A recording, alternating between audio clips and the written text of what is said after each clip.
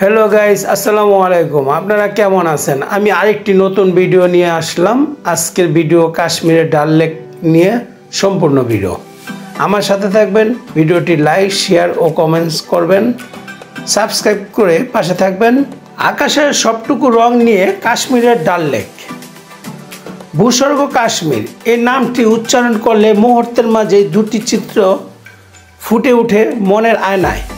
এক হলো যুদ্ধ বিধ্বস্ত কাশ্মীর, অন্যদিকে অতুলনীয় সৌন্দর্যের আধার কাশ্মীর। প্রকৃতপক্ষে এই দুটি রূপই কাশ্মীরের বাস্তবতা। কাশ্মীরকে যেমন বলা হয় ভূস্বর্গ, তেমনি ডাল লেক হচ্ছে কাশ্মীরের মধ্যমণি। অপরূপ সাজে সজ্জিত ডাল লেক যুগে যুগে মানুষকে হাতছানি দিয়ে দিয়ে ডাকে অনবরত। প্রকৃতি যেন ডাল লেককে তার সৌন্দর্য সুস্বাদু হাত ভরে বিলিয়ে দিয়েছে। বোম্বের কিছু কিছু মুভিতে কাশ্মীরের ডাল লেকের দৃশ্য দেখা যায়। মুভির দৃশ্য দেখে বোঝা যায় কি অসাধারণ সুন্দর এই ডাল লেক। সেখানে বাস্তবে এর রূপ নিঃসন্দেহ অপরূপ। জম্মু ও কাশ্মীরের রাজধানী শ্রীনগরের অবস্থিত ডাল লেক।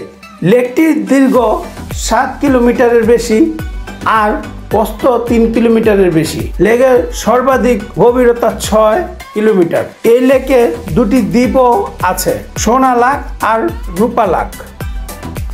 শীতকালে লেক এলাকার তাপমাত্রা -11 ডিগ্রি সেলসিয়াসে চলে যায়।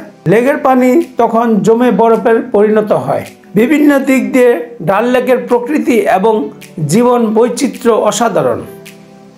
লেককে ঘিরে কাশ্মীরের হাজারো মানুষের জীবিকা নির্বাহ করে।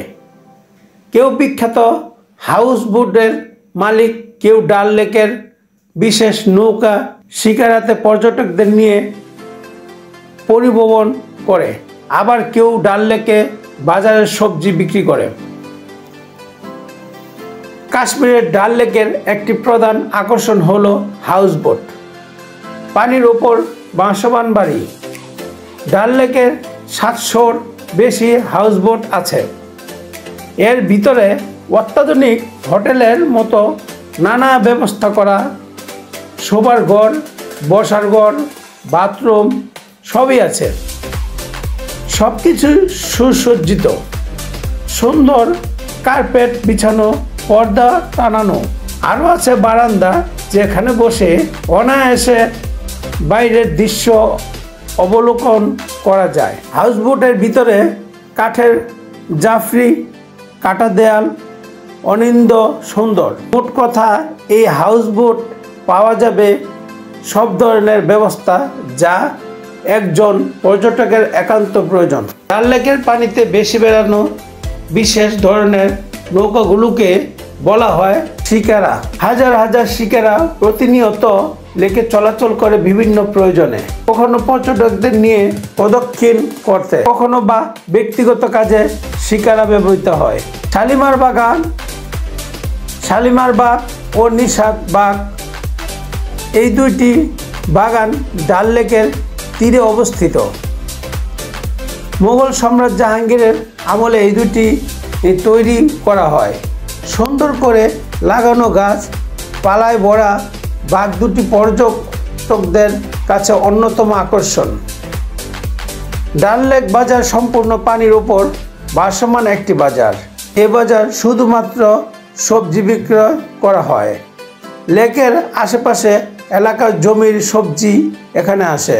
নবী হযরত মুহাম্মদ সাল্লাল্লাহু আলাইহি সাল্লাম এর কয়েকটি চুল এই মাজারে সংরক্ষিত আছে বলে এই মাজারের নামকরণ করা হয়েছে হযরত বাল মাজার। মাজারটি লেকের বাম দিকে অবস্থিত। কাশ্মীরের জনগণ বড়ই অন্যান্য মুসলমানদের কাছে এই মাজারটি অত্যন্ত পবিত্র স্থান রূপে যায়। হাউসবোটে বসে কোনো যুবক পূর্ণিমার চাঁদ দেখে, কেউ বা সুস্বাদু খাবার খেয়ে তৃপ্তির ঢেকুর তোলে, কেউ হয়তো বহুদূরে বসে কাশ্মীরের ডাল লেকে ঘুরে স্বপ্ন দেখে।